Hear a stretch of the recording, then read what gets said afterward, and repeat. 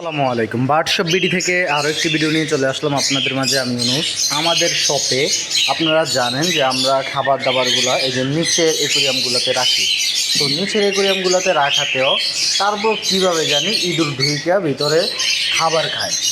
এই যে এই জায়গা থেকে ইঁদুর ঢুইকা খাবার খায়, এই যে এই জায়গা থেকে খাবার খায়, এই জায়গা থেকে খাবার খায়। তো এইটাতে আজকে খাবার নাই। এখন রাতের অন্ধকারে যা ছিল সবগুলাই খাইছে, খাইয়ে এখন আর উঠতে পারতেছে না।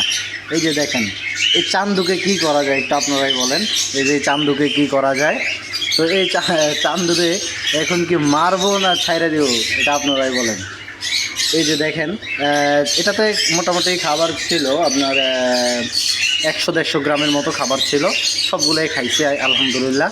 সবগুলা খাইয়া একবারে মানে এখন আর উঠতে পারতেছে না। এই যে আর এই যে এটাতে অল্প কিছু খাবার আছে, এটাতে তাও 10 কেজির মতো খাবার আছে, 10 থেকে 15 কেজির মতো খাবার আছে এটাতে। তো এখন আপনারাই বলেন এটাকে কি করা যায়। এই যে